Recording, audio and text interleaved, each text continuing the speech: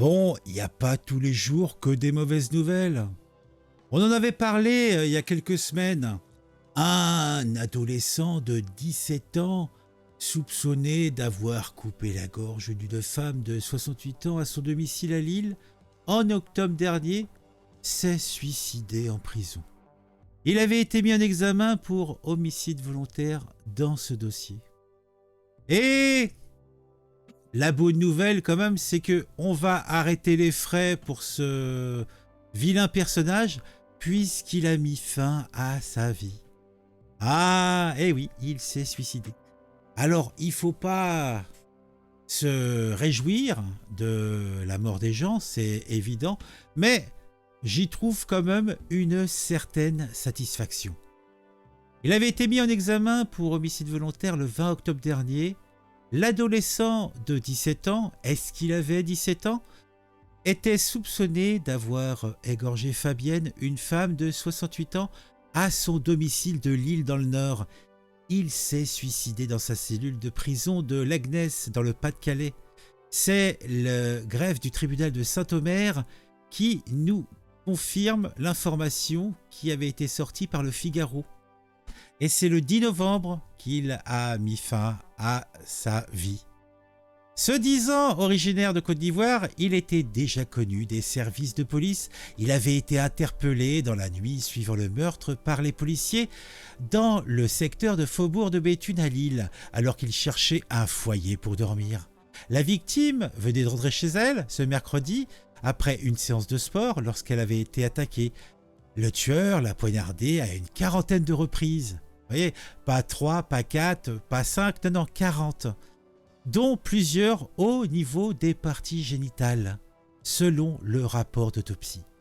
Le suspect avait été aperçu dans le quartier peu avant le meurtre. Il avait rapidement été identifié par les enquêteurs ayant oublié une carte de transport sur la scène du crime. Donc, c'était un assassin, un psychopathe sans doute, et accessoirement un imbécile. L'avocate de ce mineur non accompagné, oui, parce que c'était un mineur non accompagné, vous voyez, Maître Gaël Matéry avait réclamé des soins en raison de son état mental. Un médecin l'avait néanmoins jugé apte à être retenu en prison. Ah oui, parce qu'il aurait fallu le laisser sortir, le petit homme. Hein. L'adolescent avait fréquenté plusieurs foyers dans les Alpes-Maritimes ainsi que dans le Nord, soupçonné d'avoir violemment agressé une jeune femme à Aulnay-sous-Bois en Seine-Saint-Denis en septembre dernier. Et il savait s'occuper, ce garçon. Hein. En septembre dernier, sa garde à vue avait été levée et il avait été hospitalisé d'office en psychiatrie.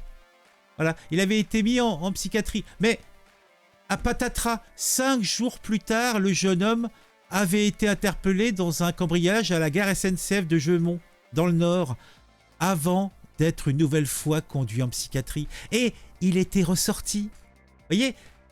Et c'est quand même, vous voyez, cette avocate voulait, Maître Gaël Matéry, voulait qu'il ait des soins en raison de son état mental. Non mais, si tu le mets dans un HP, tu prends la clé, tu la jettes par la fenêtre. Ou alors, il faut que ça soit des prisons adaptées, je ne sais pas, peut-être. Mais il y a des personnes, manifestement. Alors le gars, il venait de Côte d'Ivoire, si j'ai mis oui, Côte d'Ivoire.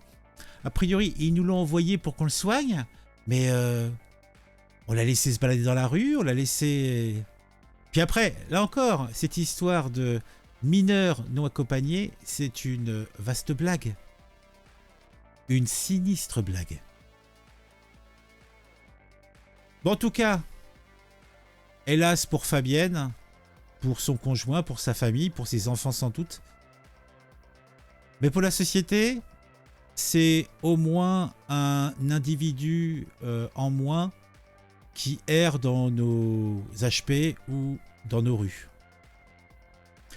Que cet exemple soit suivi par tous les autres, qu'ils nous débarrassent de leur présence méphitique, cela nous ferait le plus grand bien. Mettez un j'aime, mettez un commentaire, on se retrouve très vite pour une nouvelle vidéo sur un sujet qui m'aura intéressé et qui, je l'espère, vous intéressera aussi.